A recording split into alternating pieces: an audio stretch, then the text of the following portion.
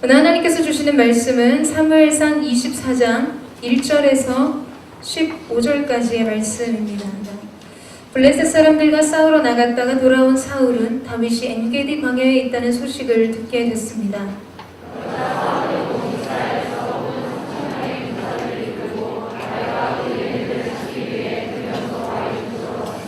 사울은 길가에 있는 양 우리에 이르게 됐습니다.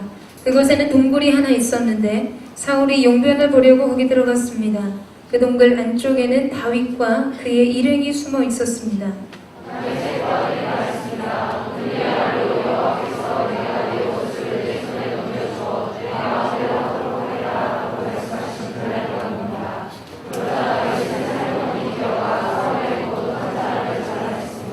다윗은 사울의 옷자락을 잘라낸 것조차 마음에 걸렸습니다.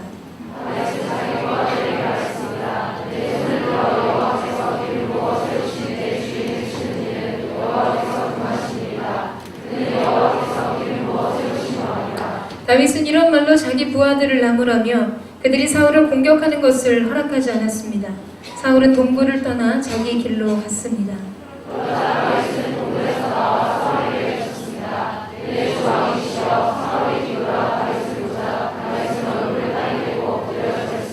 다윗이 사울에게 말했습니다. 어째서 많은 사람들이 다윗이 왕을 해치려고 한다라고 한 말에만 귀를 기울이십니까?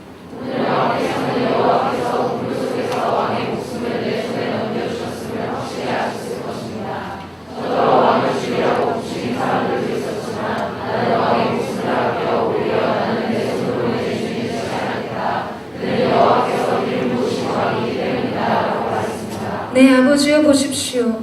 내 손에 있는 왕의 이 옷자락을 보십시오. 내가 왕의 옷자락을 잘라냈지만 왕을 죽이지는 않았습니다. 그러니 내가 왕께 잘못을 저지르거나 반역한 것이 아니라는 것을 알아주십시오. 왕은 내 목숨을 빼앗으려고 찾아다니시지만 나는 왕께 죄를 짓지 않았습니다.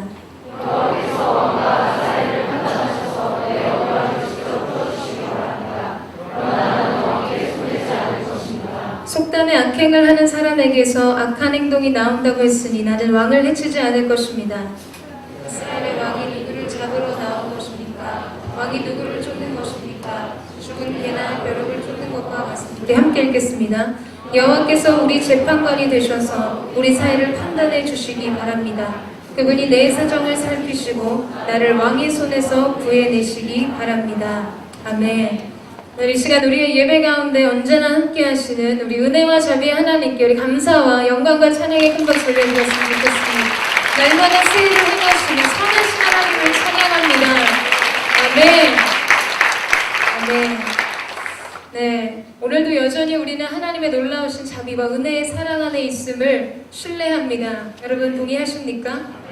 네, 하나님의 사랑이 우리의 마음과 생각을 지키실 것입니다.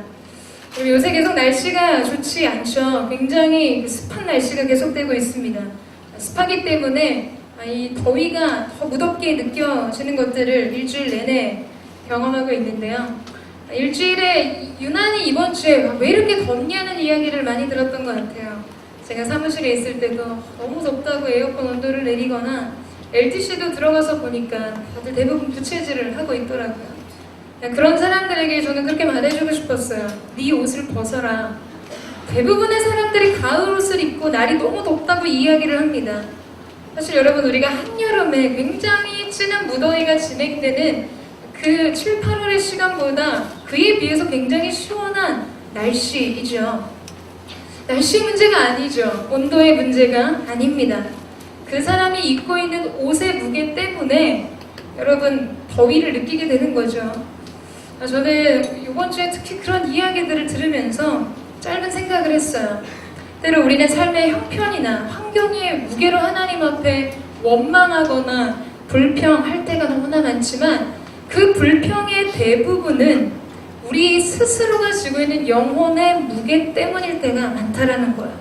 우리가 근심과 염려와 불안의 옷을 껴입고 그 옷을 입고 상황을 보면서 두려움에 사로잡힐 때가 있습니다. 불평과 원망을 늘어놓게 될 때가 있다는 거죠. 얼마 전에 TV를 보니까 이지선 씨가 나와서 힐링 캠프에서 이야기를 하는 거를 보았어요. 많은 사람들이 이지선 씨의 고백을 보고 자신의 삶에 다시금 감사와 새로운 소망과 희망을 얻게 됐다는 이야기들을 많이 들었습니다. 뭐가 달라졌길래 그럴까요? 상황과 환경은 여전히 동일했지만 여러분, 그들의 삶 가운데 입고 있었던 불평과 원망과 불만이 가득한 영혼의 옷을 벗어버렸기 때문에, 감사의 옷을 새롭게 입었기 때문에 하나님 앞에 상황과 환경을 보는 눈이 달라지고 그들에게 주어진 상황을 견딜 수 있는 힘과 능력이 새롭게 부어지게 되는 것이죠. 여러분, 우리가 어떠한 마음을 가지느냐가 때로는 우리에게 주어진 상황을 새롭게 해석하는 눈이 됩니다. 우리가 두텁게 껴입은 불신과 염려와 근심의 옷을 벗어버리고 우리가 말씀의 고백과 찬송의 옷을 입고 감사의 옷을 입고 가벼이 주님의 보좌로 달려나갈 수 있는 저와 여러분 되시기를 주님의 이름으로 축원합니다. 네, 오늘 우리가 함께 읽은 이 본문 말씀은 우리에게 한 가지의 지명을 소개하면서 시작됩니다. 그것은 엔게디 광야이죠. 이 엔게디는 사해서한 중앙부에 있는 샘이에요. 굉장히 아름다운 오아시스가 있습니다. 굉장히 큰 폭포가 그 안에 있어요. 다윗의 폭포라고 불리는 폭포가 있어요. 너무나 아름답기 때문에 국립공원으로 지정이 되어 있고 수많은 순례객들이 사막 광야 한가운데 있는 그 폭포에서 그 아름다운 장관 속에 감탄을 하게 된다는 이야기들을 들었습니다. 이번 이스라엘 팀이 이 엔게디에서 야영을 했었어요. 저희도 분명 엔게디에 갔습니다. 그런데 저희가 본 것은 염분이 느껴지는 해변가에 굉장히 병풍같이 둘러진 지형도 있었던 절벽 바위들과 마치 자기가 독수리인 것처럼 착각하는 수많은 까마귀들, 그리고 뜨거운 주차장 바닥이었죠. 제가 예전에 이야기했던 여러분, 텐트가 저희를 향해 굴러왔다고 이야기했던 장소가 바로 엔게디였어요. 해안가에 쳤던 텐트를 유일하게 바닥이 고른 주차장에 옮겨두고 저희는 거기서 밤을 지새웠습니다. 모닥불을 피고 아름다운 찬양의 고백을 드릴 수 있을 거라 예상했던 그 낭만적인 그림은 없었어요. 다음날 아침에 일어나서 저희는 그 주차장 바닥에서 라면을 끓여 먹고 마사다를 갔습니다. 이게 저희가 본 엔게디였어요. 여러분, 제가 이 말씀을 시작하면서 제가 지난주에 지체들이 그런 얘기, 다음 주 본문에 아마 엔게디가 나올 거다. 흐름상 24장이 될 텐데 우리가 갔던 엔게디다 라는 이야기를 나누고 난 다음에 과연 내가 본 엔게디는 뭘까? 라는 생각에 빠진 거죠. 네이버를 쳐도 여러분 너무나 아름다운 사진들이 나옵니다. 누군가는 엔게디를 가도 사막의 오아시스를 경험해요. 그 아름다움에 감탄합니다. 그 물에 몸을 담가 보기도 하죠. 그런데 누군가는 주차장 바닥에서 홈리스처럼 라면을 끓여 먹고 여기저기 짐을 열어두고 노숙을 합니다. 사진을 찾아보도 엔게디에서 찍은 사진은 단 한 장도 없더라고요. 찍을 게 없고 볼 게 없다고 생각했기 때문이죠. 여러분, 문제가 뭘까요? 저희가 국립공원 입구에 머물러 있었기 때문이에요. 깊은 곳으로 가지 않았기 때문이죠. 여러분, 성막의 구조를 보면 지성소는 가장 깊은 곳에 자리하고 있습니다. 세계의 명산들은 깊이 들어가고 높이 올라갈수록 그 아름다움의 장관을 보여주게 되죠. 어떤 산도 산 입구의 경치의 아름다움을 전시하지는 않습니다. 깊은 곳, 높은 곳, 그곳으로 가는 사람에게만 주어지는 특권이라는 거예요. 저는 이 말씀을 시작하면서 하나님 이사야 말씀을 떠오르게 하셨어요. 너희가 내 앞에 보이러 오니 이것을 누가 너희에게 요구하였느냐? 내 마당만 밟을 뿐이라 말씀하셨습니다. 여러분, 우리는 모두 같은 예배를 드리죠. 그런데 누군가는 임재의 깊은 곳 지성소의 영광을 보는 사람들이 있습니다. 일생일대 마치 이사야가 그 보좌에 앉으신 하나님의 아름다운 영광, 스랍들이 그 주님을 향해 거룩하다 거룩하다 만군의 여호와여, 그 영광이 온 땅에 충만함을 찬양하는 그 놀라운 영광의 모습을 보는 사람이 있는가 하면 누군가는 성소의 뜰만 밟고 돌아간다는 거예요. 하나님의 영광스러운 보좌, 그 존영의 광채를 앞에 두고도 성소 입구에서 볼 게 없다고, 들을 게 없다고 돌아갑니다.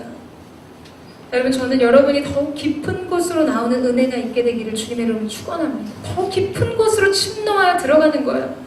우리가 이전까지 보지 못했던 그곳을 내가 보기 위해서 내가 하나님의 영광의 보좌를 침노하여 들어가는 놀라운 은혜.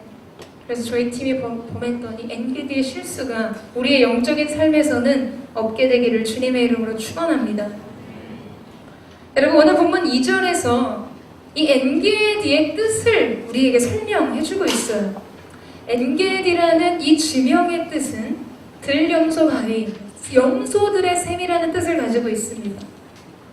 여러분, 사냥과 들염소들은 다닐 때 높은 절벽 벼랑 끝에, 그래서 그 동물의 왕국 이런 거 보면 여러분, 사슴들과 사냥 들염소들은요 이렇게 평지 지명 이런 바닥에 잘 있지 않고 절벽 끝에 오가는, 석양이 지는 절벽 끝에 이렇게 있는 모습들이 담겨져 있는 것들을 많이 보게 되죠. 들염소들과 사냥들이 거하는 곳이 높은 절벽이라는 거예요. 그리고 그 안에 있는 셈을 가리켜 엔게디라고 명명하게 되어 있습니다. 근데 여러분, 저는 이 지명이, 엔게디라는 지명이 다윗의 형편을 보여준다라고 생각해요. 절벽 끝에, 벼랑 끝에 있는 바위, 절벽 안에 있는 셈에 기거하고 있는 다윗. 여러분, 이곳은 우리 가운데 무엇을 이야기해 주는가? 지금 다윗의 형편이 벼랑 끝에 몰려있는 상황이라는 것이죠. 겨우 그곳에서 몸을 피해 은신하고 있다라는 것입니다. 그런데 오늘 말씀의 이슈가 되는 사건이 있기 전에 말씀은 사울이 당도하게 된 곳을 묘사해주고 있어요. 어디에 갔는가? 3절 말씀을 보시겠어요? 사울이 길가에 있는 양 우리에 이르게 됐습니다. 그곳에는 동굴 하나가 있었는데, 여러분, 이스라엘 지형을 보면 석회암 지대가 많습니다. 그래서 광야나 산간 지대에 커다란 석회암 굴들이 많이 있어요. 양을 치는 목자들이 자기의 양떼를 위해서 이 동굴을 손질을 하게 됩니다. 그래서 낮에는 뜨거운 태양볕으로부터 양떼들을 보호하기 위해서 그 굴을 이용하기도 하고, 밤에는 맹수들의 공격이나 추위로부터 양들을 보호하기 위해서 그 굴을 우리로 사용하는 경우들이 있었던 것이죠. 오늘 말씀은 다윗이 벼랑 끝에 가 있는 길가 양의 우리에 숨어 있다라고 말해주고 있다는 거예요. 여러분, 저는 말씀을 묵상하면서 이 장면이 너무나 아름다워 보였습니다. 지금 다윗은 자신을 쫓고 있는, 자신의 생명을 찾고 있는 사울로부터 피신해서 쫓겨서 피해 올라간 그 가파른 절벽과 벼랑 끝에 양의 우리에 은신하고 있었다라는 거예요. 어떻게 그렇게 높은 벼랑 끝에 이런 양의 우리가, 그 동굴이 있었을까요? 여러분, 한번 생각해 보세요. 다윗은 하나님을 예배하고 찬양할 때 여호와는 나의 목자시니 내가 부족함이 없으리로다. 나의 목자가 되시는 그분 때문에 내 인생에 부족함이 없습니다. 나는 당신의 어린 양입니다. 이러한 비유를 표현한 적이 있죠.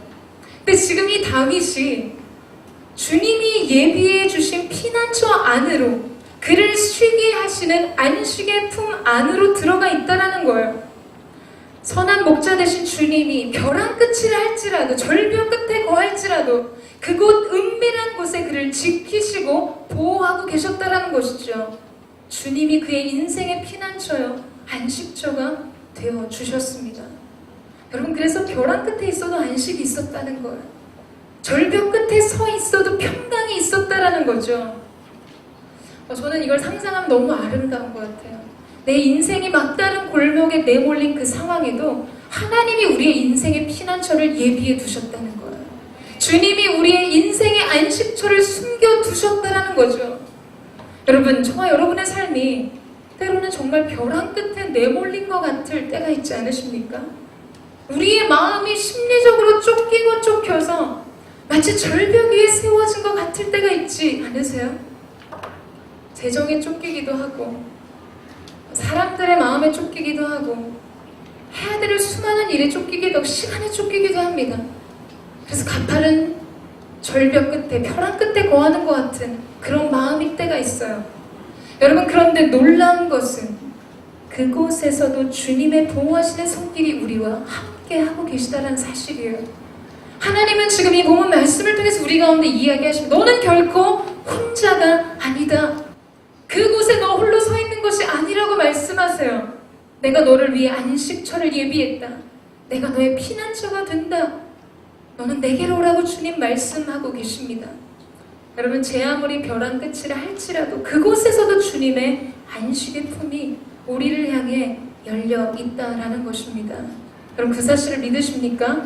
이곳이 여러분의 삶에 여러분 위로가 되세요? 제가 어저께 설교 준비하면서 갑자기 그 찬양이 생각이 났어요.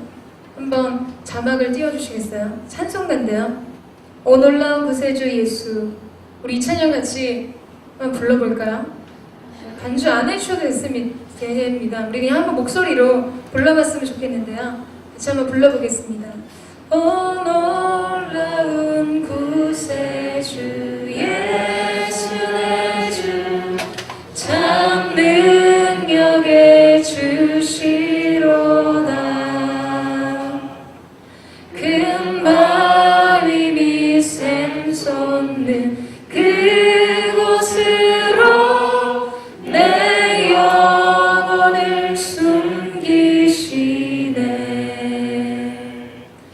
메마른 땅을 종일 걸어가도 나 피곤치 아니하며 저 위험한 곳 내가 이를 때면 큰 바위에 숨기시고 주 손으로 덮으시네. 여러분, 우리가 위험 가운데 때로는 메마른 땅을 종일 걸어가도 우리는 곤비치 않고 피곤치 않은 거예요. 하나님께서 높은 바위에 우리를 숨기시고 주님의 은혜의 손으로 우리 인생을 덮으시기 때문이죠. 저 어저께 말씀을 준비하면서 이 찬양을 계속해서 불렀어요. 폭풍의 눈과 같이 여러분의 주변은 거센 바람과 파도가 일어나지만 그 중심에는 알 수 없는 평강이 있는 거예요. 알 수 없는 고요가 있는 것입니다. 여러분, 다윗의 삶이 그랬듯이 우리의 삶도요, 내 상황, 내 삶의 환경들이 폭풍과 같이 일어날 때가 있어요. 쫓기는 삶일 때가 있습니다. 그러나 여러분, 우리가 주님을 바라보면 언제나 그 안에 평강을 주시는 폭풍의 눈이 있다라는 거죠. 이번 주 금요일에 이제 LTC 모임을 하는데 엘더 그룹별로 이제 말씀을 나누고 대표 한 사람이 앞에 나와서 전체가 말씀을 다시 나누는 형식으로 진행을 했습니다. 근데 그 이태호 순장이 앞에 나와서 그런 이야기를 했어요. 말씀을 묵상한 것들을 나누면서 지금 나의 삶과 나의 가정은 마치 정말 드라마에서나 볼 수 있을 정도로 너무나 권고하고 너무나 힘든 상황입니다. 그런데 너무 신기한 게 제 마음의 이유를 알 수 없는 너무너무 평강이 넘치는 평안이 있다라는 거예요. 전 그 얘기를 듣고 너무 감사했어요. 그리고 정말 마음을 다해 축복하는 시간이었습니다. 여러분, 상황은 메마른 땅을 종일 걷는 것과 같은 공고함이 있지만 내 마음에 그 이유를 알 수 없는 평강이 있는 것은 무엇 때문일까? 여러분, 하나님의 손이 그를 붙드시고 계시기 때문이죠. 벼랑 끝, 절벽 끝에서도 하나님이 우리의 피난처가 되시고 내가 이렇게 힘든 상황 속에 있는데도 여전히 하나님이 내 삶을 보호하시고 지키시고 안식을 주시는 영혼의 안식처가 있다라는 거예요. 그곳에서 우리는 평강을 누리게 되는 것입니다. 여러분, 우리의 삶의 평안은요, 결코 상황이 주는 것이 아닙니다. 주님이 나의 이름을 부르시는 곳에 평강이 있습니다. 주님의 손이 나를 붙드시는 곳에 안식이 있다라는 거예요. 저는 세상이 이해할 수 없고 세상이 알 수 없는 그 참된 평강이, 그 안식이 정말 여러분 가운데 있게 되기를 주님의 이름으로 축원합니다. 다윗은 높은 바위 속 동굴 속에 있었지만 선한 목자 되시는 그분이 함께 하셨기 때문에 그의 마음 가운데 평강이 넘쳐 흐르고 있었어요. 여러분, 3절 말씀을 같이 한번 다시 읽어보겠습니다. 3절 말씀 시작.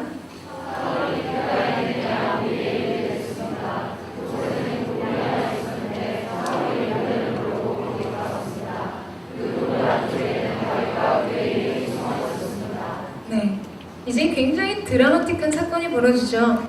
사울이 들령서 바위 근처에 있는 많은 동굴 중에 하나를 선택해서 들어갔는데 하필이면 그곳이 다윗의 은신처였던 거예요. 다윗과 그의 사람들이 숨어 있었던 동굴이었던 거죠. 여러분, 이 본문을 히브리 원어로 보게 되면 사울의 모습, 이 가다, 동굴 안으로 들어가다 라는 것을 표현한 단어가 가다라는 뽀라는 단어예요. 네, 그 뽀가 아니에요. 텔레토비 뽀가 아니에요. 뽀라는 이 동사를 이야기합니다. 다윗이 지금 그 동굴 안에 우리말 성경에는 숨어 있다라고 표현되어 있지만 원래는 히브리 원어에는 머물다 라는 뜻의 야샤브를 사용하고 있습니다. 여러분, 두 행동이 굉장히 대치되어 있는 것들을 우리 가운데 보여주고 있죠.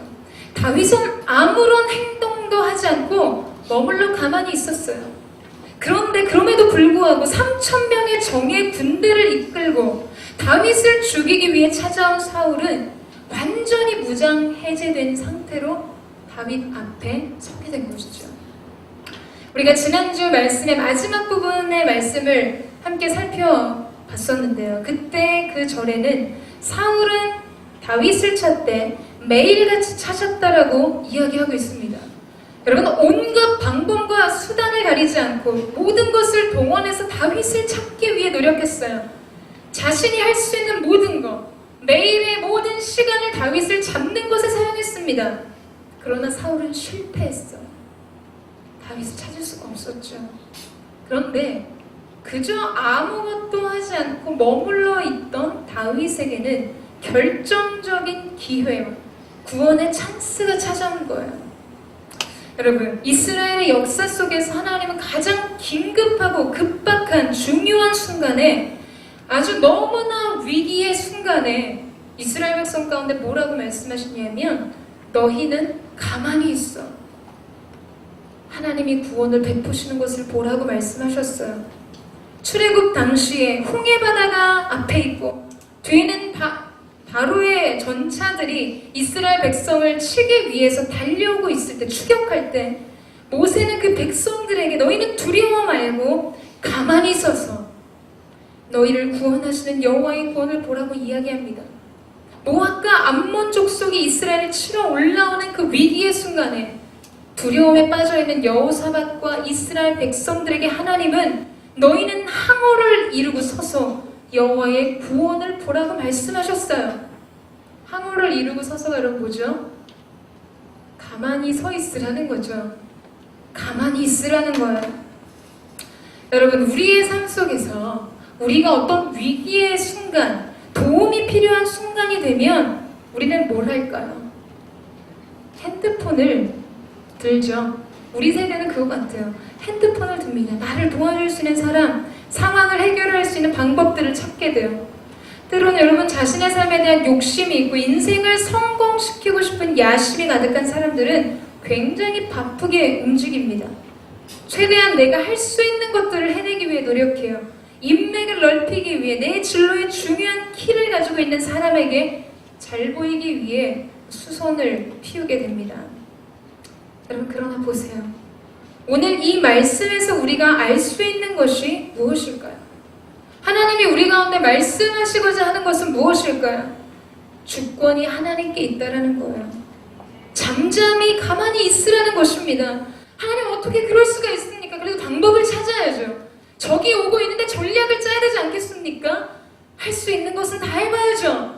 도울 수 있는 사람을 찾아야 되지 않습니까? 아니라고 말씀하시는 거예요. 그런 순간에는 그저 하나님 앞에 머물러 구원이 하나님께 있음을 잠잠히 바라보는 것입니다. 여러분, 그 마음이 여러분 가운데 있으십니까? 여러분, 위기가 찾아오면요, 안절부절을 못하게 돼요. 우리는 무언가를 해야지 마음에 안심을 얻게 됩니다.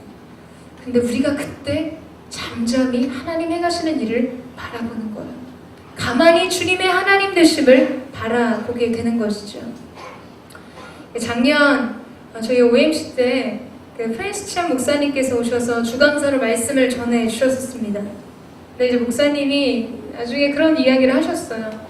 이 OMC를 섬기는 게 너무너무 마음에 큰 부담이 되셨던 거예요. 영적인 부담감이 있었던 거예요.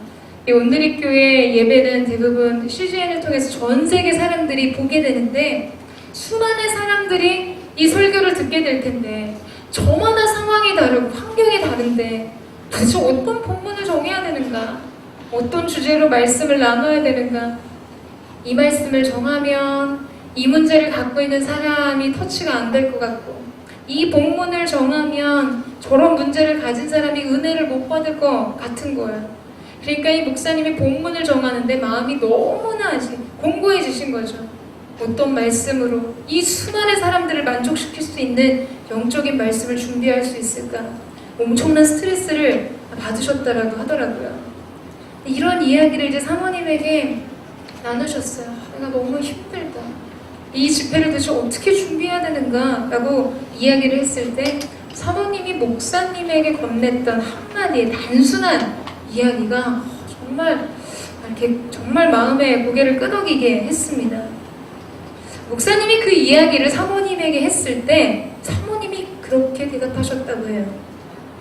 수만 명의 청중이 있어도 당신은 한 분의 마음만 만족시키면 되기 때문에 다행이군요. 이렇게 말씀하셨다는 거예요. 굉장히 쿨하게. 여러분, 근데 이것이 답이죠. 그렇습니다. 여러분, 우리의 삶은 수많은 상황들을 만족시키고 수많은 사람들의 마음을 만족시키는 것이 아니에요. 우리는 오직 한 분 하나님의 마음만을 시원케 해드리고 하나님 한 분을 만족시키면 되는 삶입니다. 그러면 하나님께서 그 다음 주님의 일을 하시는 거예요. 우리가 우리의 인생에 무언가를 해내는 것이 아니에요. 열심히 뛰어다닌다고 되는 것이 아닙니다. 여러분, 세상에 최선을 다해서 정말 열심히 사는 사람들이 얼마나 많은 줄 아세요? 근데 그런 사람들이 다 성공합니까? 그런 사람들이 다 행복하다고 생각하세요? 그렇지 않아요. 여러분, 그러나 모든 사람들이 성공하지 않는 그때 우리가 알게 되는 것은 하나님이 사람의 손을 들어주셔야 된다는 거예요. 하나님이 기이한 인자와 섭리로 그 사람을 후대하시고 선대하셔야 한다는 것이죠. 여러분, 그것이 인생을 살아가는 비밀입니다. 기름 부음 받은 왕 고레스의 오른손을 들고 이런 말씀 있잖아요.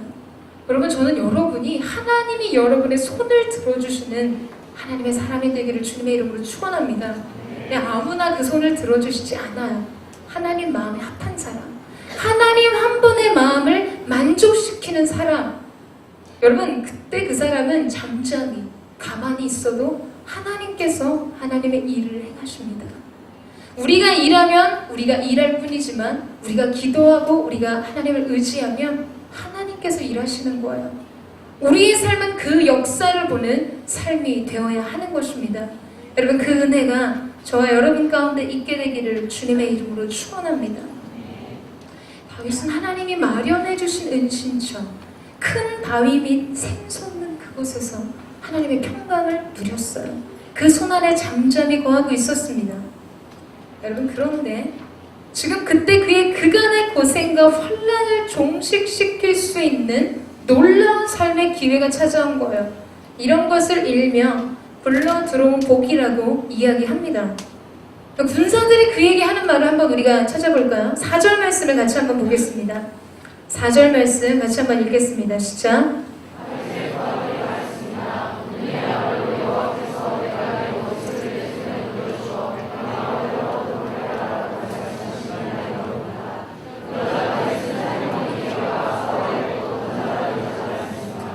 바로 이런 상황이 정말 고생 끝 행복 시작, 이런 상황을 두고 하는 이야기죠.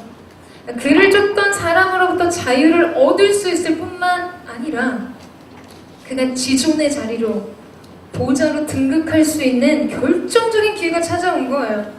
게다가 이것은 다윗 한 사람의 문제만은 아니었습니다. 600명의 그를 따르는 사람들이 일생일대의 기회가 찾아온 거죠. 이제 우리는 도망자의 졸개들이 아니라 놀라운 왕국의 장수들로 자리매김을 할 수 있는 기회가 주어진 거예요. 그런데 지금 다윗이 어떻게 했는가? 사울을 찔러야 하는 그 칼로 그의 옷자락을 잘라냈어요. 어떻게 그에게 차선이 엄청난 기회를 땅에 쏟아버리는 걸까요? 무엇으로 하여금 다윗을 이러한 선택 가운데 나아가게 한 것이겠습니까? 여러분 지금 다윗이 무엇을 더 기다리고 있다고 생각하세요? 무엇을 더 인내하기 위해서 이런 선택을 했습니까? 여러분 다윗은 하나님의 때를 기다린 거예요. 완전하신 하나님의 계획이 더욱 온전해질 수 있도록 하나님보다 앞서 행하지 않은 것이죠. 여러분 마지막 순간까지 그는 그의 모든 것이 하나님 손으로만, 하나님 손 안에서만 빚어지기를 원했습니다. 오늘 이 기회를 포기하면요 얼마나 더 기다려야 될지 몰라요. 그게 수년이 될지 수십 년이 될지 모르는 그 막막한 현실 속에 다시금 들어가야 합니다. 여러분 그건 결코 쉽지 않죠. 근데 지금 다윗이 그 선택을 한 거예요. 모든 것을 하나님께 맡겼어요. 근데 여러분 지금 다윗의 주변의 사람들이 지금이라고 이야기하는 거예요. 지금이 하나님의 뜻을 이룰 때입니다. 사울을 치는 것이 하나님의 뜻이라고 그를 부추기고 있는 거죠. 이것이 다윗에게 주어진 놀라운 기회가 아니겠습니까? 하나님이 주시는 놀라운 기회 때입니다. 지금이라고 말하고 있어요.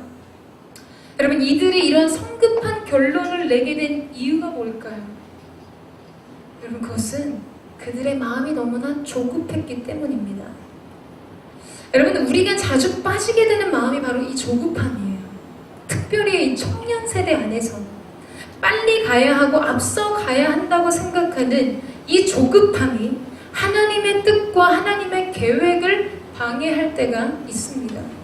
여러분 아직도 이삭과 이스마엘의 싸움이라고 불리는 이 중동의 전쟁을 보세요. 이 한 가지의 뿌리가 뭡니까? 하나님의 때를 기다리지 못하고 인내하지 못했던 조급한 마음에 아브라함이 하갈을 통해 이스마엘을 얻은 사건 때문이었죠. 여러분 조급한 마음은 하나님의 뜻을 그르치게 되어 있어요. 여러분 세상은 우리의 그 조급한 마음을 부추깁니다. 마치 오늘 다윗의 신복들이 다윗에게 왕이 아직 아니죠. 다윗이요. 지금이 기회입니다. 이 기회가 지나가면 인생의 잭팟이 터지는 이러한 놀라운 기회는 다시 찾아오지 않을 거라고 지금 이 순간을 붙들어야 한다고 다윗을 부추기고 있어요. 여러분 세상도 여러분에게 그렇게 하고 있지는 않습니까? 크리스찬으로 살면서 조금은 불이한 방법이지만 결론은 좋은 결론을 가져서 하나님의 뜻을 이루고 주님께 영광이라는 합리화, 자기 합리화를 일으키는 수많은 이야기들에 우리는 함몰될 때가 있어요. 여러분의 행동을 정당화시킬 수 있는 수많은 이야기들이 있을 수 있습니다. 눈 한번 감고 술 한잔 띄우려. 나중에 영향력 있는 사람이 돼서 그 자리에 올라가면 그때 이런 술 문화를 네가 고치면 되잖아. 여러분 이런 얘기를 듣지는 않으십니까? 오늘 여러분 앞에 놓여진 선택은 여러분의 인생의 속도를 높여줄지는 모르겠어요. 그러나 그 선택이 숨도 있는 인생의 방향은 잃어버리게 할지도 모릅니다. 저는 가끔 진로를 놓고 고민하며 취업이나 시험을 준비하는 지체들에게 그런 이야기를 해요. 네가 그 길로 들어가서 30년 교사하나 29년 교사하나 나중에 보면 삶 전체를 보면 그 대단한 차이 아니다. 직장생활 15년 하나 14년 하나 인생 전체 보면 그거 별거 아니라고 이야기해요. 처음에 조급함으로 주위를 둘러보며 시작하는 그 1, 2년의 차이가 여러분 인생 전체를 봤을 때 그렇게 중요하지 않습니다. 여러분이 해야 하는 그 일을 15년 하는 걸 16년 하는 거일 수 있어요. 굉장히 단순해지는 이야기가 될 때가 있습니다. 근데 우리는 늦고 더디다고 조금 늦어지는 거, 조금 더디게 가는 거 이건 항상 다 좋지 않다고 생각해요. 우리 세대는 특히 그런 생각에 사로잡혀 있는 것 같습니다. 빠르게 가는 거, 앞서가는 건 항상 좋다고 생각해요. 여러분 한 가지 말씀을 같이 한번 읽어봤으면 좋겠는데요. 출애굽기 9장 31절에서 32절까지의 말씀입니다. 출애굽기 9장 31절에서 32절까지의 말씀인데 우리 같이 한번 읽어보도록 하겠습니다. 시작.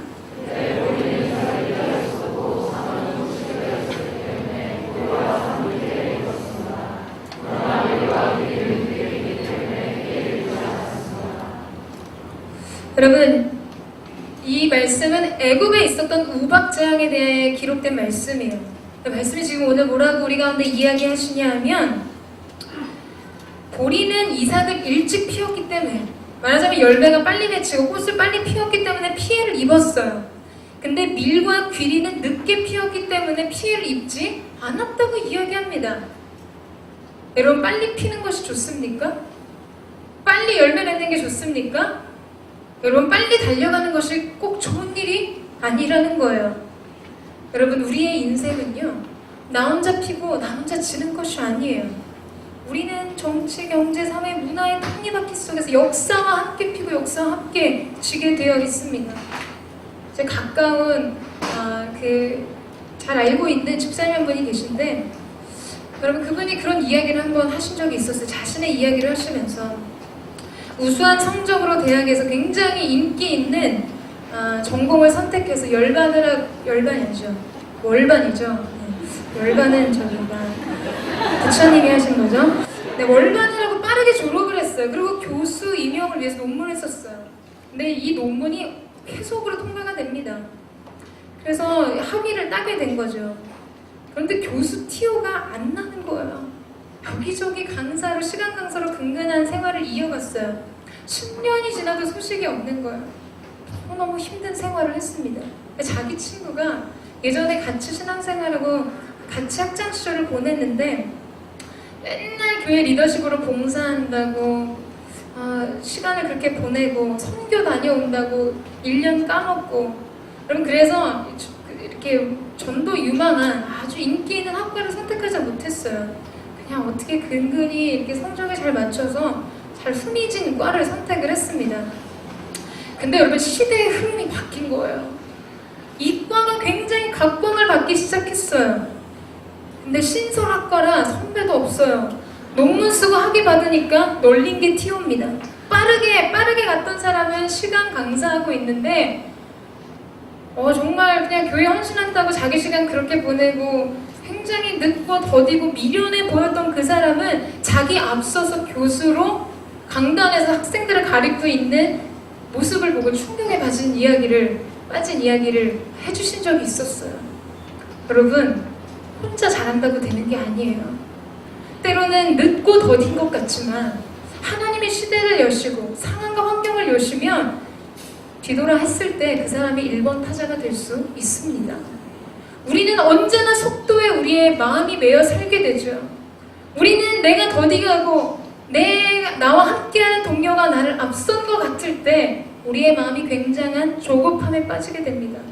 그래서 하나님의 뜻을, 하나님 손에 행하시는 일을 기다리지 못할 때가 있다라는 거예요. 여러분, 인생의 속도는 중요하지 않습니다. 오히려 여러분의 인생이 너무 일찍 피었기 때문에 그것이 우리의 삶에 해가 될 때도 있다는 거예요. 여러분, 저와 여러분의 삶이 정말 중요한 것은 무엇일까? 우리의 삶이 하나님의 섭리 안에 있는 것입니다. 하나님의 주권적인 계획 안에 우리의 삶이 있는 것이 중요해요. 그래서 내 삶의 힘, 내 손의 능력이 아닌 하나님 손의 능력이 우리의 삶을 붙드시고 우리의 삶을 세우시는 일들이 필요합니다. 다윗이 만약 오늘 사울의 목숨을 취했다면 그는 결코 12지파의 그 모든 것을 어우르는 통일 이스라엘의 왕이 되기는 어려웠을 거예요. 구테타를 일으켜서 새로운 정권을 일으킨 사람, 여러분, 이런 사람은 정치적인 명분이 굉장히 부족해지죠. 특별히 이스라엘은 신정 국가였는데 하나님이 기름 부어 세우신 사람, 하나님의 손이 세우신 사람이 되어야 됐어요. 근데 그가 사울을 죽이고 왕이 됐다. 백성의 마음이, 백성의 민심이 그를 향하지 않았을 것입니다. 근데 마치 게임에서 레벨업이 될 때마다 주어지는 티켓처럼 자신의 결백과 순전함을 증명하는 사울의 옷자락을 손에 들고 있어요. 그리고 여러분, 다윗이 사울을 한 번 더 놓아주는 사건이 있는데 이 일 이후에 사울은 블레셋과의 전투에서 전사하게 됩니다. 그리고 다윗은 애가를 지어 부르죠. 유다의 왕이 돼요. 그리고 이후에 온 이스라엘의 왕이 됩니다. 모든 지파를 어우르게 될 수 있는 왕이 됐다는 거. 백성들의 사랑과 존경 속에서 말이죠. 여러분, 저는 하나님의 일이 하나님의 손에서만 완성되도록 여러분 안에 저의 마음 가운데 인생에 대한 조급함이 버려지기를 주님의 이름으로 축원합니다. 다만 주어진 환경 속에서 최선을 다해 사는 것, 내가 내 인생을 가꾸기 위해 내 뜻을 이루기 위해 손을 쓰는 미련을 버리는 것, 하나님의 때를 인내하며 기다리는 놀라운 삶의 지혜와 신뢰의 의탁이 여러분의 삶 가운데 있게 되기를 주님의 이름으로 축원합니다. 우리 9절에서 10절 말씀을 함께 읽겠습니다. 9절에서 10절 말씀 시작.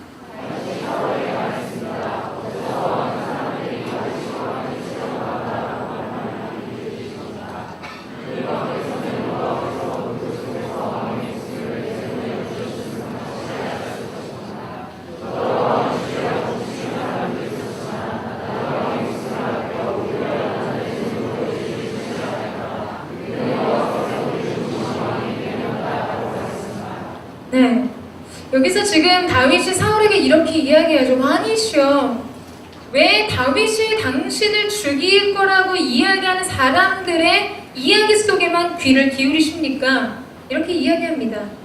근데 이 말의 원문을 보면 타쉬마르라는 뜻이에요. 듣다라는 표현을 쓸 때 그냥 듣는 것이 아니라 듣고 순종하다라는 의미가 함께 담겨있는 단어입니다. 지금 다윗은 사울에게 무엇을 이야기하고 있냐면, 사울이 지금 자신을 핍박하는 이유 중에 하나가 그가 사람의 말을 듣고 순종했기 때문이라고 말하고 있는 거예요. 사람의 말만 듣고 하나님의 말씀에 귀를 기울이지 않았다는 이 암묵적인 메시지가 지금 이 이야기 가운데 담겨 있다라는 것입니다. 여러분, 다윗은 사울과 다른 인생이었어요. 오늘 본문에서 다윗은 어떻게 했죠? 사울을 죽이십시오. 이것이 기회입니다. 절대절명의 기회가 찾아왔습니다. 여러분, 사울을 죽이라고 부추기는 사람들의 말을 거절했어요. 오직 그는 그의 내면 가운데 말씀하시는 하나님의 뜻, 하나님의 말씀에 조명하신 아래서만, 그 말씀에만 반응하고 순종하는 사람이었습니다. 사울의 삶은요, 사람이 중요한 삶이었어요. 사람들이 나를 어떻게 생각하는지에 초점이 있는 사람이었죠. 여러분, 그는 민심을 얻기 위해서 천심을 버린 사람이었습니다. 사람들에게 인기와 인정을 받기 위해서 하나님의 인정을 포기한 사람이에요. 아말렉의 전투에서 남겨두지 마라 이야기했을 때 민심, 사람들의 인기, 사람들의 인정, 사람들의 박수 소리를 듣기 위해서 하나님의 말씀을 거절했어요. 여러분, 그러나 다윗의 인생은 달랐습니다. 사람들의 요구나 설득보다 하나님의 마음이 중요했던 사람이었어요. 여러분, 놀라운 것은 사울을 다윗 손에 맡기셨을 때조차도 다윗은 다시 사울을 하나님 손에 맡겼어요. 여러분, 사람들이 부추기는 말 속에 오늘 사울을 당신 손에 맡기셨습니다. 다윗은 그렇게 생각 안 하는 것 같죠? 10절 말씀에 보면 사울에게 이야기하는 다윗의 이야기 속에 왕이시여, 하나님께서는 당신의 모습을 내 손에 붙이신 것을 왕도 아십니다. 다윗도 알았던 거예요. 하나님이 다윗 손에 맡기신 그 일을 알았어요. 그러나 다윗은 하나님 손에 다시금 그것을 의탁했습니다. 완전하신 하나님의 손이 이 모든 것을 완성하시기까지 나는 그저 기다리겠습니다. 여러분, 이것은 대단한 신앙입니다. 간단한 문제가 아니에요. 사람들이 그를 애절하게 바라보고 있어요. 이제 우리의 이 고난이 종식될 때가 됐습니다. 이제 당신뿐만 아니라 우리도 이 고난과 원통함과 환난의 때를 그치고 함께 하나님의 뜻을 이루는 상황 가운데 그 삶으로 나아가기를 원합니다. 다윗이 만약 사울을 죽이지 않았을 경우 그는 사람들의 인기나 지지를 잃어버렸을지 몰라요. 융통성 없는 미련한 사람으로 불릴지도 모릅니다. 여러분, 실제로 시글락이 함락됐을 때 다윗의 사람들이 돌을 들어서 그를 치려고 했어요. 그러니까 무조건 다윗의 말에 순종하고 다윗이 엄청난 강력한 권위를 가지고 말하면 다 되는 게 아니었다는 거예요. 그것이 민심이고 그것이 사람들의 마음이에요. 다윗이 두렵지 않았을까요? 그 사람들의 요구, 그 애절한 눈빛을 거절하는 것이 과연 쉬웠기 때문에 이 선택을 했는가? 그렇지 않았다라는 것이죠. 다윗의 만족은 오직 하나님의 마음 안에만 있었습니다. 사람들이 내게 실망해도 좋습니다. 사람들이 나를 인정하지 않아도 좋습니다. 세상이 내게 뭐라고 손가락질해도 좋습니다. 나를 미련하다 말한다 할지라도 나는 괜찮습니다. 여러분이 만족하시면 나는 그것으로 충분합니다. 지금 이 이야기를 하고 있는 것이죠. 이것은 놀라운 신앙의 모습입니다. 여러분은 지금 무엇을 듣고 무엇에 순종하며 삶을 살고 있으십니까? 세상의 사람들이 여러분에게 뭐라고 하던가요? 세상 사람들이 여러분에게 뭐라고 이야기하죠? 여러분은 어떤 것에 반응하는 삶을 살고 계십니까? 누구의 눈에 비춰진 자신을 보고 계세요? 여러분, 저는 저와 여러분이 오직 하나님의 말씀과 하나님의 요구 앞에만 반응하는 하나님의 사람들이 되기를 주님의 이름으로 축원합니다. 여러분 안에 담대함이 있으셔야 해요.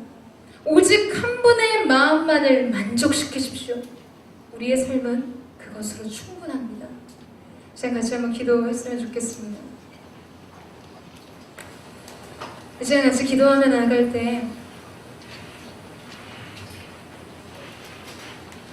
여러분, 말씀은 말씀으로 듣고 듣는 것으로 그치는 삶의 자리를 우리가 벗어나기를 원합니다. 다윗이 그랬던 것처럼 하나님의 말씀을 들으면 이제 우리는 순종의 자리로 나가는 거예요.